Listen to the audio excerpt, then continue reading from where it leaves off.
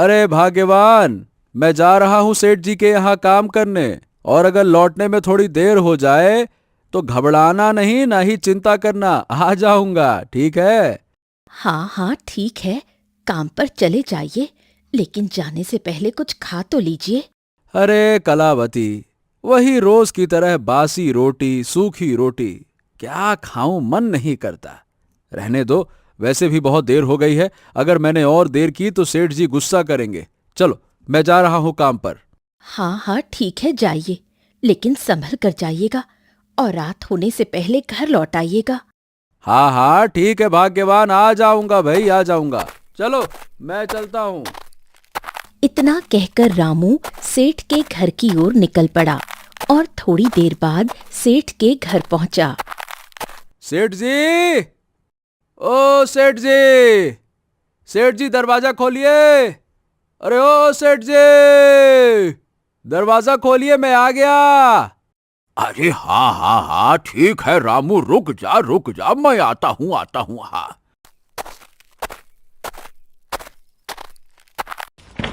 थोड़ी देर बाद सेठ घर से बाहर आया। अरे अरे अरे रामू, आज तूने फिर एक बार काम में आने में देरी कर दी। अरे समय पर नहीं आ सकता है क्या तू, है? अब क्या करूं सेठ जी, मेरा घर थोड़ा ज्यादा दूर पड़ता है ना, इसीलिए आपके घर आते आते थोड़ा देर हो जाती है। माफ कर दीजिए ना, आज के बाद से ऐसी गलती नहीं होगी, मैं थोड़ा जल्दी ही निकलने की कोशिश करूंगा। हाँ हाँ, चल ठीक है, मैं आज तुझे आखिरी बार माफ कर रहा हूं। अगर आज के बाद तूने आने में देर की तो फिर समझ लेना, तेरी खैर नहीं, तेरे लिए बिल्कुल अच्छा नहीं होगा। हाँ हाँ हाँ बिल्कुल सेठ जी, आज के बाद ऐसी गलती कभी नहीं होगी। समय पर आना, मन लगाकर काम करना, यही आपका उसूल है और इसी पे मैं चलूंगा। अच्छा सेठ जी, अब बताइए आज के लिए मेरा काम क्या है? हाँ तो देख रामू, अब जल्द ही ठंड शुरू होने वाली है, इसीलिए अब खेतों में गेहूं बोना होगा। तो इसीलिए तू जा और खेतों को बोने के लिए बढ़िया से खेत तैयार कर, ठीक है? हाँ हाँ ठीक है सेठ जी, मैं जाता हूँ खेतों की जुताई करने।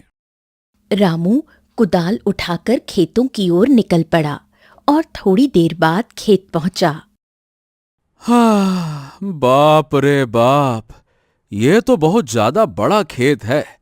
मुझे इसकी जुताई करते करते तो काफी दिन लग जाएंगे। मुझे जल्दी जल्दी करना होगा काम। चल रामू, जल्दी जल्दी काम कर। आ, आ। इतना कहकर रामू खेतों में काम करने लगा और शाम तक खेतों में काम करके घर लौट आया।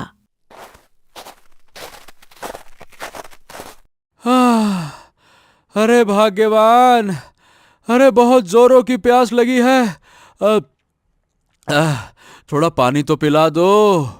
अरे बाप रे। हाँ हाँ ठीक है, हाँ हाँ अभी लाई।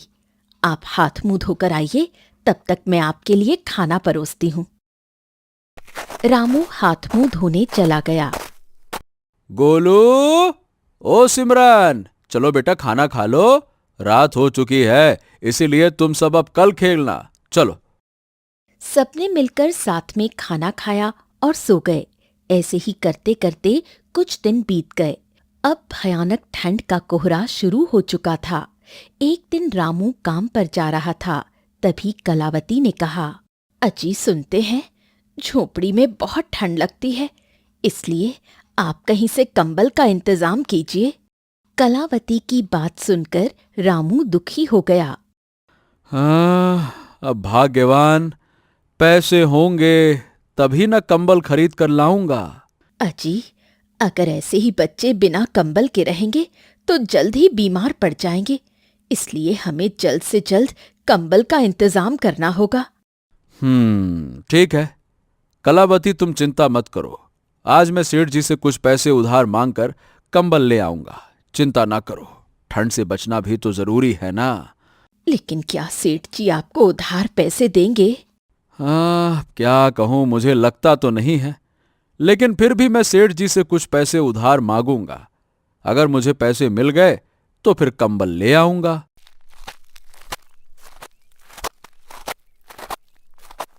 इतना कहकर रामू सेठ जी के पास पहुंचा। भाई रामू, खेत की जुताई पूरी हुई या फिर नहीं हुई? हाँ, अरे नहीं सेठ जी, लगा हुआ हूँ, बस अभी थोड़ी सी बाकी है, लेकिन कल शाम तक पूरा हो जाएगा। हाँ ठीक है, जल्दी जल्दी काम कर, कहीं ऐसा ना हो कि हम गेहूं की फसल बोने में देरी कर दें। ठीक है सेठ जी। वो सेठ जी, मैं आपसे कह रहा था कि मुझे कुछ पैसों की बहुत ज़रूरत थी, अगर मिल जाते तो बहुत अच्छा होता। बहुत ज़रूरत है सेठ जी। रामू की बात सुनकर सेठ तुरंत गुस्सा हो गया और बोला, नहीं, कोई पैसा नहीं मिलने वाला। अरे भाई, महीना पूरा होने से पहले एक भी रुपया नहीं मिलने वाला। सुन, ऐसा है, तुझे काम करना है तो कर, वरना यहां से जा। मुझे बहुत सारे और किसान मिल जाएंगे काम करवाने के लिए। काम किया नहीं और पैसा पहले मांगने लग गया। नहीं तो। सेठ की बात सुनकर रामू डर गया और मन ही मन कहने लगा, अरे इसके अलावा तो मेरे पास और कोई काम भी नहीं है। अगर सेठ जी ने मुझे काम से निकाल दिया तो फिर तो हम सब भूखे मर जाएंगे। नहीं, ऐसा नहीं हो सकता। कृपया करके सेठ जी, गलती हो गई, माफ कर दीजिए। काम से मत निकालिए, मैं काम करूंगा ना। किसी और की क्या जरूरत है, मैं करता हूँ, रुकिए। चल ठीक है, लेकिन आज के बाद अगर तूने कभी भी महीना पूरे होने से पहले एक भी रुपए मांगे तो फिर तेरे लिए अच्छा नहीं होगा। मांगने से पहले कोई दूसरा काम ढूंढ लेना, समझा? नहीं तो। वहीं दूर खड़ी सेठ की पत्नी ये सब देख और सुन रही थी। अरे अब तू खड़ा खड़ा मेरा मुंह क्या देख रहा है? जल्दी से जा और खेत में काम कर। मेरे कान के पास में बड़बड़ मत कर। नहीं तो चल जा। हाँ, ठीक है सेठ जी, मैं जाता हूँ। आज ठंड हर रोज से थोड़ी ज्यादा थी, लेकिन फिर भी रामू इसी ठंड में खेत में काम करने लगा। शाम तक रामू खेत में काम करके घर लौट आया। क्या हुआ जी? आपने तो कहा था कि लौटते समय कंबल ले आएंगे, फिर कहाँ है कंबल? हाँ भाग्यवान, कहा तो था मैंने, लेकिन क्या बताऊं, सेठ जी ने मुझे पैसे ही नहीं दिए। अब क्या होगा जी? इतनी कड़कती ठंड में बच्चे कैसे रहेंगे? कोई बात नहीं भाग्यवान, मैं अपने बच्चों के लिए दिन रात मेहनत करूंगा और उसी पैसों से कंबल जरूर लाऊंगा। अब मुझे बहुत जोरों की भूख लगी है, कुछ खाने को हो तो लेकर आओ। अजी, पानी के अलावा घर में खाने के लिए अनाज का एक दाना तक नहीं है। क्या? हे भगवान, ये मैं कैसा अभागा पति और बाप हूं जो अपने परिवार को एक वक्त की रोटी तक ठीक से नहीं खिला पा रहा। ऐसी मेहनत करने से क्या फायदा जिसमें पेट भी ना भरे? क्या करूं? आप चिंता मत कीजिए, आज की रात हम पानी पीकर ही सो जाते हैं। एक दिन हमारी भी किस्मत पलटेगी और हम भी अच्छा अच्छा खाना खाएंगे। उस रात सब लोग पानी पीकर सो गए। थोड़ी देर बाद रामू की आंखें खुलीं। हाँ, बाप रे बाप, दिन भर काम करके थक गया हूं और बिना खाना खाए अच्छी नींद भी नहीं आती। आज ठंड बहुत ज्यादा बढ़ गई थी। रामू रोज की तरह इस कड़कती ठंड में आज भी काम पर जा रहा था। तभी उसने देखा कि बच्चे ठंड के कारण झोपड़ी के कोने में ठिठुरकर बैठे हुए थे। पिताजी पिताजी, बहुत जोरों की ठंड लग रही है, और आप इस कड़कड़ाती ठंड में कहाँ जा रहे हैं पिताजी? हाँ पिताजी, घर में ठंड से बचने के लिए कंबल या रजाई भी नहीं है। ऐसे में आप कहाँ जा रहे हैं? बच्चों को ठंड में कांपता और ऐसा कहते देखकर रामू की आंखें भर आईं। बच्चों, मैं जा रहा हूं काम करने। और बेटा, तू घर से बाहर मत निकलना, नहीं तो बीमार पड़ जाओगे। ठीक है बेटा, मैं आता हूँ। ठीक है पिताजी। ए भाग्यवान, तुम इस कड़कड़ाती ठंड में बच्चों का ध्यान रखना, है ना? मैं जा रहा हूँ काम पर। अपने परिवार को इस हालत में देखकर रामू मन ही मन टूट चुका था। थोड़ी देर बाद रामू सेठ के घर पहुंचा। सेठ जी, सेठ जी, सेठ जी बाहर निकलिए। सेठ जी। रामू की आवाज सुनकर सेठ की पत्नी बाहर निकली। अरे रामू, तुम इतनी ठंड में काम करने क्यों आए हो? इस समय तो तुम्हें अपने परिवार के साथ घर पर होना चाहिए। मालकिन, अगर काम पर ना आता तो सेठ जी गुस्सा करते ना। मैं जा रहा हूँ खेत में काम करने, अभी थोड़ा काम बाकी है। अभी वो दोनों बातें कर ही रहे थे कि तभी सेठ की पत्नी को याद आया कि शायद रामू कल कुछ उधार पैसे मांग रहा था, लेकिन सेठ जी ने नहीं दिए।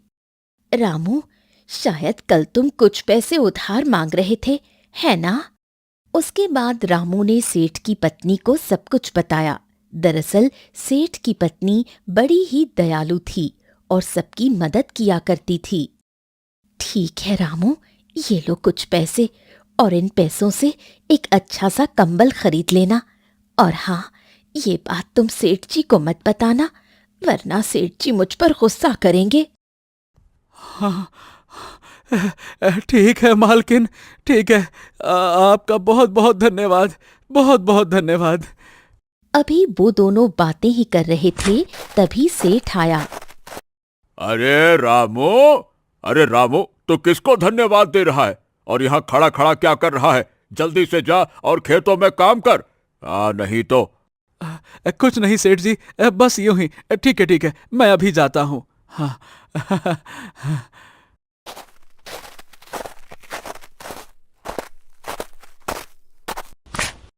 रामू खुश होकर खेत में काम करने लगा और शाम को रामू उन पैसों से एक मोटा और अच्छा कंबल लेकर घर आया। कलावती कंबल देखकर बहुत खुश हुई। आपके पास तो पैसे भी नहीं थे, फिर आपको इतना महंगा कंबल कहाँ से मिला? उसके बाद रामू ने अपनी पत्नी कलावती को सब कुछ बताया। हाँ जी, तब तो सेठ जी की पत्नी यानी मालकिन बहुत अच्छी हैं, भगवान उन्हें हमेशा खुश रखे। अगली सुबह रामू खेत में काम कर रहा था। वहीं दूसरी ओर उस राज्य के राजा का बेटा प्रियांशु, जो हर समय किसी न किसी को परेशान करता और नुकसान करता ही रहता, वो घुड़सवारी करते हुए आया। सारथी, घोड़े को और तेज दौड़ाओ। जी ठीक है राजकुमार। जयदेव घोड़े को और तेजी से दौड़ाने लगा। तभी राजकुमार की नजर रामू की छोटी सी झोपड़ी पर पड़ी। सारथी, घोड़े को और तेज दौड़ाकर इस छोटी सी झोपड़ी को तोड़ दिया जाए। रफ्तार बढ़ाओ, और तेज, और तेज। हाँ हाँ, जैसी जैसी आपकी आज्ञा राजकुमार। इतना कहकर जयदेव ने घोड़े को रामू की झोपड़ी की तरफ मोड़ा। देखते ही देखते घोड़ा तेजी से दौड़ने लगा और झोपड़ी को तोड़ते हुए आगे निकल गया।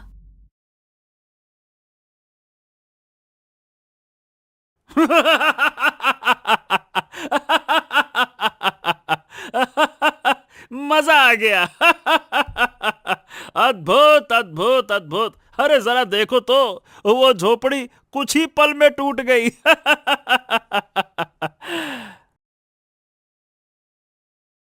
हे भगवान, ये क्या हो गया? मैं तो लुट गई, बर्बाद हो गई। मेरे पास एक यही छोटा सा घर था और उसे भी राजकुमार ने तोड़ दिया। अब तो लगता है इस ठंड में हम सब मर ही जाएंगे। कलावती के रोने की आवाज सुनकर पड़ोस की बूढ़ी काकी पार्वती देवी आई। अब जाने दो बेटी, रोने से कुछ नहीं होने वाला। जो होना था सो तो हो चुका।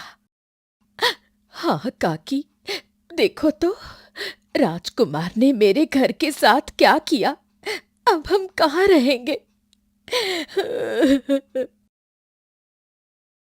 थोड़ी देर बाद शाम हुई। रामू खेतों से काम करके घर लौटा। तब उसने देखा कि पूरा घर टूट चुका है। कलावती बच्चों के साथ बाहर बैठकर रो रही है। अरे क्या हो गया भाग्यवान, तुम ऐसे रो कह रही हो? और हमारे घर के साथ ये सब कैसे हो गया? उसके बाद कलावती ने अपने पति रामू को सब कुछ बताया। ए भगवान, ये तो राजकुमार ने हमारे साथ बहुत बुरा किया। अब हम इस कड़कड़ाती ठंड में बच्चों को लेकर कहाँ जाएंगे? उस रात तेज ठंड में वो लोग घर के बाहर ही सोए। अगली सुबह होते ही रामू राजकुमार की शिकायत करने के लिए राजमहल में राजा महेंद्र के पास पहुंचा। महाराज महाराज महाराज महाराज महाराज, हम तो लुट गए, बर्बाद हो गए, बर्बाद हो गए। शांत हो जाओ, शांत हो जाओ। क्या हो गया रामू, तुम्हें ऐसा क्यों कह रहे हो? सब कुछ ठीक तो है ना? रामू ने राजा को सब कुछ बताया। देखो रामू, मैं अपने बेटे की ओर से तुमसे माफी मांगता हूँ। कृपया करके तुम मेरे बेटे को माफ कर दो। महाराज, आप माफी मत मांगिए, आपकी इसमें कोई गलती नहीं है। अब क्या कहूँ? ठीक है महाराज, चलिए अब मैं चलता हूँ। मुझे राजकुमार से कोई शिकायत नहीं। क्या करूँ अब, वो राजकुमार है, क्या कर सकते हैं। रामू घर आया। रामू ने हर दिन कड़ी मेहनत की और कुछ दिनों बाद अपने लिए एक छोटी सी झोपड़ी बना ली। धीरे धीरे दिन गुजरते गए। फिर एक दिन रामू रोज की तरह काम पर जा रहा था। देखो रामू, खेत की बुआई और बाकी का सारा काम हो चुका है, तो इसीलिए मैं और मेरी पत्नी कुछ दिनों के लिए शिमला घूमने जा रहे हैं। तो इसीलिए तुम थोड़े दिन अब घर पर आराम करो। बहुत मेहनत कर ली है ना? हाँ, अब ठीक है मालिक, जैसा आप कहें। वो सब आपस में बातें कर रहे थे। वहीं दूसरी ओर पिछली बार की तरह इस बार भी राजकुमार घुड़सवारी करते करते रामू के घर तक पहुंचा। सारथी, पिछली बार तो हमने इस झोपड़ी को तोड़ दिया था, लेकिन लगता है किसी ने फिर से दोबारा इस झोपड़ी को बना लिया। चलो सारथी, इस बार भी घुड़सवारी करते हुए इस झोपड़ी को तोड़ देते हैं। चलो। लेकिन राजकुमार, आपको याद है ना, पिछली बार इसी घर के मालिक ने आपकी शिकायत महाराज से की थी। अगर हमने दोबारा इसकी झोपड़ी को तोड़ा तो महाराज हम सबको कड़ी से कड़ी सजा देंगे। मैं वो सब नहीं जानता, जो होगा देखा जाएगा। तुम बस घोड़े को तेजी से दौड़ाकर झोपड़ी को तोड़ो, रफ्तार बढ़ाओ, आगे बढ़ो। ठीक है, जैसी आपकी आज्ञा राजकुमार। बगल में खड़ी कलावती ये सारी बातें सुन चुकी थी। दया कीजिए राजकुमार, अगर आपने इस बार भी हमारे घर को तोड़ दिया तो हम अपने बच्चों को लेकर इस कड़कती ठंड में कहाँ जाएंगे? मैं वो सब कुछ नहीं जानता। हमें तो बस मनोरंजन चाहिए, चाहे उसके लिए हमें कुछ भी करना पड़े। राजकुमार के सामने कलावती की एक न चली। राजकुमार ने पिछली बार की तरह ही इस बार भी उस झोपड़ी को तोड़ दिया। तभी राजकुमार की नजर पड़ोस की बूढ़ी काकी पार्वती देवी की झोपड़ी पर पड़ी। वाह सारथी वाह, बड़ा मजा आया। सारथी वो देखो, अरे एक और झोपड़ी। चलो जल्दी से उस तरफ रफ्तार बढ़ाओ, हम उसको भी तोड़ते हैं। आगे बढ़ो। लेकिन राजकुमार, देखिए तो सही, घोड़ा घायल हो गया है और उसके सिर से खून निकल रहा है। अगर ऐसे ही हम झोपड़ियां तोड़ते रहे तो घोड़ा मर भी सकता है। ओहो, नहीं नहीं नहीं सारथी, वो सब कुछ मैं नहीं जानता। अभी हमें बहुत मनोरंजन आ रहा है, बड़ा मजा आ रहा है। चलो, हमें बस वो झोपड़ी टूटती हुई देखना है। चलो आगे बढ़ो। तो ठीक है राजकुमार, आप सैनिकों से कहकर तोड़वा दीजिए, घोड़ा कहीं घायल होकर मर ना जाए। ओहो, तुम भी ना। ठीक है सैनिकों, तुम सब जल्दी से इस झोपड़ी को तोड़ो, और सुनो, ऐसा तोड़ना कि एकदम भर भरा कर नीचे गिरे और धुआं चारों तरफ से उठे, फिर आएगा असली मजा। जाओ। दया कीजिए राजकुमार, मेरे पास इस झोपड़ी के अलावा और कुछ नहीं है। अगर आपने इसे भी तोड़ दिया तो मैं ठंड से मर जाऊंगी। बूढ़ी औरत के लाख कहने पर भी राजकुमार ने बूढ़ी औरत की एक न सुनी और सैनिकों से कहकर उस झोपड़ी को तोड़वाकर चले गए। ये सब होने के बाद रामू घर लौटा।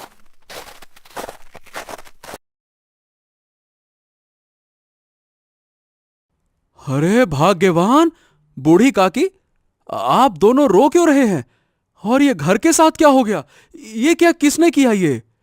बेटा, वो राजकुमार इस बार भी तुम्हारी झोपड़ी के साथ साथ मेरी भी झोपड़ी तोड़कर चला गया। ठीक है बूढ़ी माँ, आप चिंता मत कीजिए। अभी तो शाम हो चुकी है। कल सुबह होते ही हम सब राजमहल जाएंगे और राजा जी को सारी बात बताएंगे। थोड़ी देर बाद रात हो गई।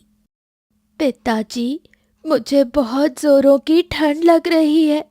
मैं इतनी कड़कती ठंड में बिना घर के नहीं सो सकती।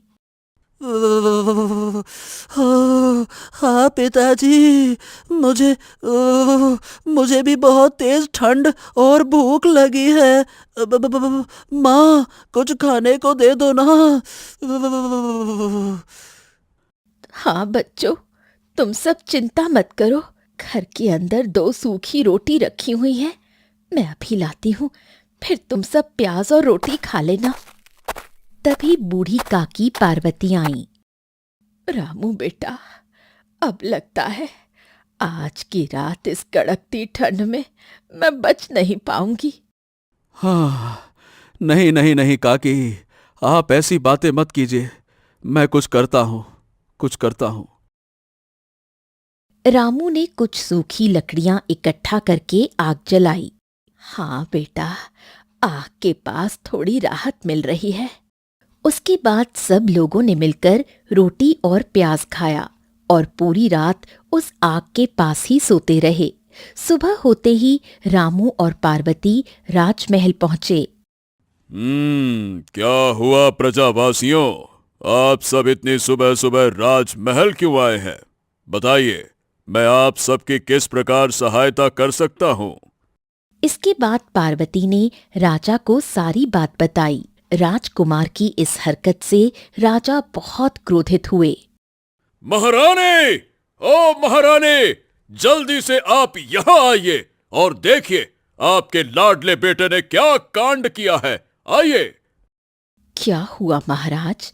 आप मेरे बेटे को ऐसे क्यों कह रहे हैं? मेरे बेटे ने ऐसा क्या किया? महाराज महारानी को सब कुछ बताते हैं। इस बार महारानी भी राजकुमार के ऐसा करने से बहुत क्रोधित हुईं। फिर महाराज और महारानी ने मिलकर राजकुमार को घर से बाहर निकाल दिया। अब राजकुमार रामू के टूटे फूटे घर में रहने लगा। फिर रात को, अरे रे, मुझे बहुत जोरों की भूख लगी है। तुम सब मुझे जल्दी से खाना दो। भूख लगी कर क्या रहे हो? खाना खिलाओ मुझे। लेकिन राजकुमार, हम तो बहुत गरीब लोग हैं और हमारे पास तो 2 सूखी रोटी के अलावा कुछ नहीं है। नहीं नहीं नहीं नहीं नहीं नहीं, मैं ये रूखी सूखी रोटी बिल्कुल नहीं खाने वाला। एक तो इतनी ठंड लग रही है, ऊपर से तुम लोग मुझे ये खिला रहे हो। इससे अच्छा तो मैं भूखे पेट रहूं।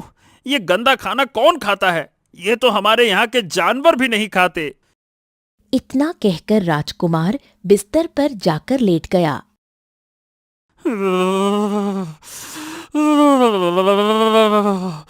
मुझे तो बहुत जोरों की ठंड लग रही है। अरे तुम सबके पास में कपड़े या कंबल हैं कि नहीं है? अरे है तो दो ना। हाँ राजकुमार, हमारे पास बस एक ही कंबल तो है, लेकिन उस कंबल को बच्चों ने लिया है। अगर वो कंबल मैंने आपको दे दिया तो वो बेचारे मासूम से बच्चे ठंड के कारण बीमार पड़ जाएंगे। अरे मैं कुछ नहीं जानता। मुझे बहुत जोरों की ठंड लग रही है, इसीलिए मुझे वो कंबल चाहिए, जल्दी दो। राजकुमार बच्चों की परवाह ना करते हुए बच्चों से कंबल लेकर खुद सो गया। पूरी रात बच्चे ठंड से कांपते ठिठुरते रहे। अगली सुबह भाग्यवान, सेठ जी आ चुके हैं, इसीलिए मैं जा रहा हूं काम पर। शाम तक लौट आऊंगा। तुम बच्चों को घर से बाहर मत जाने देना, ठीक है? ठीक है जी। शाम तक रामू सेठ के वहां काम करके घर लौटा। आज भी राजकुमार कल की तरह भूखे पेट बच्चों से कंबल लेकर बिस्तर पर लेट गया। अरे रे, ओहो, मुझे बहुत जोरों की भूख लगी है। ऊपर से पिताजी ने भी मुझे राजमहल से बाहर निकाल दिया। मैं कैसे भिखारियों के घर में आ गया हूँ। इन सबके पास 2 सूखी रोटी के अलावा और कुछ नहीं है। ओह, चाहे कुछ भी हो जाए, मैं ये जानवरों से बदतर खाना नहीं खा सकता। सूखी रोटी कौन खाता है? माँ, माँ, मुझे बहुत जोरों की ठंड लग रही है। आप कुछ कीजिए ना, वरना वरना मैं बीमार पड़ जाऊंगा। ठंड में बोला भी नहीं जा रहा माँ। हाँ माँ, मुझे भी बहुत जोरों की ठंड लग रही है। सुनिए जी, बच्चों को बहुत जोरों की ठंड लग रही है, हमें कुछ करना होगा। भाग्यवान, घर में तो आग जलाने के लिए लकड़ी भी नहीं है। ऐसे में हम क्या कर सकते हैं? बच्चों को ठंड में कांपता हुआ देखकर पहली बार राजकुमार के मन में दया आ गई। अरे रे रे रे रे रे, हे भगवान, ये बेचारे बच्चे तो ठंड से कांप रहे हैं। मैंने इनसे कंबल लेकर बहुत बड़ी गलती कर दी। इसमें इन बेचारे छोटे छोटे मासूम बच्चों का क्या कसूर? नहीं नहीं नहीं, मुझे इन्हें ये कंबल वापस करना होगा। अगर मैंने ऐसा नहीं किया तो ये बेचारे बच्चे ठंड से मर जाएंगे। राजकुमार ने तुरंत उठकर बच्चों को कंबल दिया। लो लो लो लो, ये लो, आ जाओ, इसमें आओ। देखो बच्चों, मुझे माफ कर दो। मेरे कारण तुम सबको इतनी मुसीबतों का सामना करना पड़ा। माफ कर देना मुझे। राजकुमार पूरी रात कड़कती ठंड में सोता रहा। ऐसे करते करते कुछ दिन बीते। रामू ने अपने लिए एक छोटी सी झोपड़ी बना ली। एक दिन भाग्यवान, मैं जा रहा हूं काम पर। तुम बच्चों का अच्छे से ध्यान रखना। अजी, आज तो हर रोज के मुकाबले ज्यादा ठंड है। अगर आप इतनी ठंड में बाहर जाएंगे तो बीमार पड़ जाएंगे। नहीं नहीं भाग्यवान, अगर मैं काम पर नहीं जाऊंगा तो हम सबका गुजारा कैसे चलेगा? अब तो घर पे राजकुमार भी हैं, उनके भी अलग नखरे हैं। चलो, मुझे काम पर जाना होगा। उन दोनों की बातें बगल में खड़ा राजकुमार सुन रहा था। ओह, ये रामू तो बहुत मेहनती है। इतनी ठंड होने के बावजूद भी देखो काम पर जाता है, और मैं दिन भर बस यूं ही बैठकर बिना मेहनत की रोटी खाता रहता हूं। क्यों ना मैं भी इसके साथ जाकर कुछ काम करूं। अब धीरे धीरे राजकुमार का अहंकार खत्म हो रहा था और उसे लगने लगा था कि गरीबों का जीवन कितनी कठिनाइयों से भरा होता है। रामू, मैं भी तुम्हारे साथ कुछ काम करना चाहता हूँ। तुम मुझे भी अपने साथ काम पर ले चलो ना। राजकुमार की बात सुनकर रामू और कलावती हैरान रह गए। राजकुमार, हमारी इतनी हिम्मत नहीं है कि हम आपसे काम करवा सकें। माफ कीजिएगा, ये आपका बड़प्पन है जो आप चाहते हैं, लेकिन हम करवा नहीं सकते। माफ कीजिएगा। नहीं नहीं नहीं रामू, ऐसी कोई बात नहीं है। तुम कृपया मुझे अपने साथ काम पर ले चलो बस। मैं अब और घर पर नहीं बैठ सकता। मतलब बैठकर मैं किसी की मुफ्त रोटी नहीं तोड़ सकता। ये मुझे अच्छा नहीं लग रहा। ले चलो बस, अब मुझे चलना है। राजकुमार की जिद के आगे रामू को झुकना पड़ा। फिर वो दोनों काम पर निकल गए और शाम तक काम करके थके हारे घर लौटे। तभी बहुत जोरों से आंधी और बारिश शुरू हो गई। पिताजी, आंधी तो बहुत तेज है। ऐसा लगता है आज तो हमारे घर की छत इस आंधी में उड़ ही जाएगी। हाँ हाँ पिताजी, मुझे भी ऐसा ही लगता है। बेटी, शुभ शुभ बोल। भगवान न करे ऐसा हो, वरना हम इतनी ठंड में कहाँ जाएंगे। अभी वो सब ये बातें कर ही रहे थे कि तभी झोपड़ी की छत का एक छोटा सा हिस्सा आंधी में उड़ गया। हे भगवान, ये क्या हो गया? अब हम इस कड़कती ठंड में कहाँ जाएंगे? घर का ये हाल देखकर रामू की आंखों से आंसू निकल पड़े। भगवान, अब तो कुछ समझ में नहीं आ रहा कि करूं तो क्या करूं, क्या करूं। अभी छत का आधा हिस्सा बचा हुआ था, जिसके कारण बारिश का पानी अंदर नहीं आ रहा था। वो सब उस बचे हुए हिस्से में जाकर सो गए। बारिश और तेज आंधी के कारण ठंड और भी ज्यादा बढ़ चुकी थी। बच्चे कंबल के सहारे रात गुजार रहे थे, लेकिन वहीं दूसरी ओर राजकुमार बिना कंबल के सोया हुआ था। उस रात राजकुमार को पहली बार अपनी गलती का एहसास हुआ कि उसने एक गरीब परिवार का घर तोड़कर कितना गलत काम किया। अगली सुबह होते ही बच्चे बहुत बीमार पड़ गए। सुनो जी, बच्चों को बहुत तेज बुखार है। आप जल्दी वैद्य जी से जड़ी बूटियां लेकर आइए। भाग्यवान, मेरे पास तो एक भी रुपए नहीं है और बिना पैसों के वैद्य जी जड़ी बूटी नहीं देंगे। अगर आप बच्चों के लिए जड़ी बूटी नहीं लाएंगे तो हमारे दोनों बच्चे बुखार से मर जाएंगे। अपनी पत्नी की बात सुनकर रामू रोने लगा। हे भगवान, हे भगवान, मेरे पास तो एक भी रुपए नहीं है। अब मैं क्या करूं, क्या करूं। देखिए आप सब लोग चिंता मत कीजिए। मैं अभी थोड़ी देर में कहीं से भी पैसों का इंतजाम करके आता हूँ। आप चिंता मत कीजिए। लेकिन राजकुमार, आप पैसे कहाँ से लाएंगे? राजकुमार बिना कुछ बोले घर से चला गया और थोड़ी देर बाद अपने सारे गहने आभूषण बेचकर बच्चों के लिए जड़ी बूटी लाया। रामू, ये लो बच्चों के लिए कुछ जड़ी बूटी और पैसे। लेकिन राजकुमार, आप ये जड़ी बूटी और पैसे कहाँ से लेकर आए हैं? और आपके सारे आभूषण कहाँ चले गए?